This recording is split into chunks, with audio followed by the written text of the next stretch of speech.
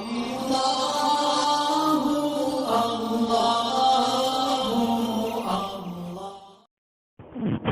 اللہ الرحمن الرحیم نحمدہ ونصلی علی رسولہ الکریم۔ یہ ہمارا آج کا پہلا سبق ہے۔ اس کی تصویر اسی سبق کے آخر میں شیئر کر دی جائے گی۔ اس سبق میں جو پہلا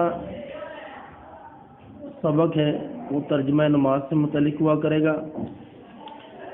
دوسرے سبق میں ایک سنت بتائی جائے گی، تیسرا میں ایک کبیرہ گناہ بتایا جائے گا، اور چوتھے میں گناہوں کا ایک نقصان بتایا جائے گا، پانچویں میں ایک نیکی بتائی جائے گی اور نیکی کا ایک فائدہ۔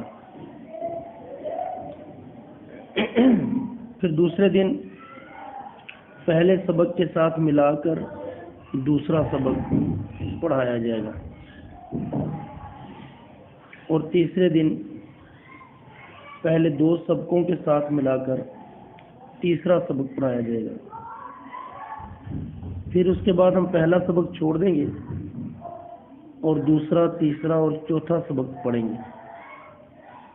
تو اس طریقے سے ہر ایک سبق کی 3 بار دہرائی ہو جایا کرے گی۔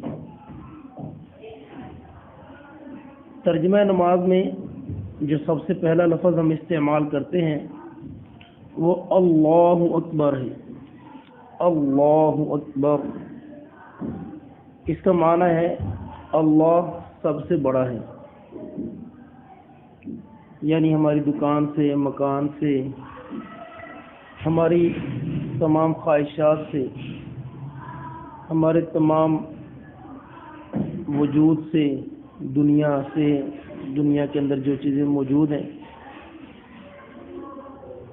اور خاص طور پر ہماری وہ خواہشات جو ہمیں گناہوں کی طرف بلاتی ہیں، تو اللہ ان سے بڑا ہے۔ اور ضابطہ یہ ہے کہ جب چھوٹے اور بڑے کا تقابل آئے تو بڑے کی بات ماننی چاہیے۔ تو اللہ اکبر یعنی اللہ سب سے بڑا ہے۔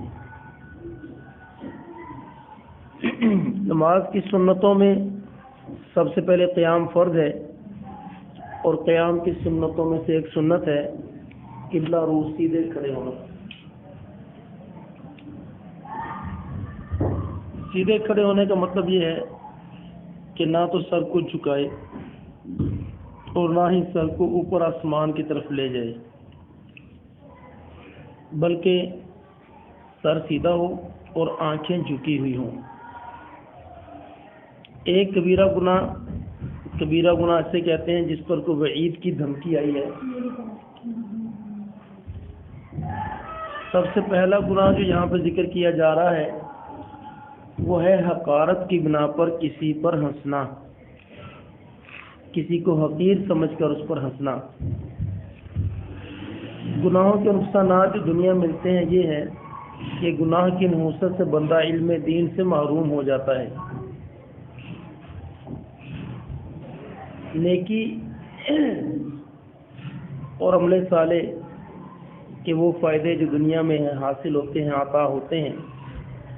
پہلا فائدہ یہ ہے کہ رزق میں برکت عطا ہو جاتی ہے، یعنی کبھی تو رزق میں ظاہری زیادتی بھی ہوتی ہے، اور برکت تو ہمیشہ ہی عطا ہو جاتی ہے۔ آج کا یہ سبق اسی بات پر ختم ہوا۔ اللہ تبارک و تعالی ہمیں نیکی کرنے کی، گناہ سے بچنے کی، نماز کو ترجمے کا خیال کر کے سنت کے مطابق پڑھنے کی توفیق عطا فرمائے۔ وآخر دعوانا ان الحمد للہ رب العالمین۔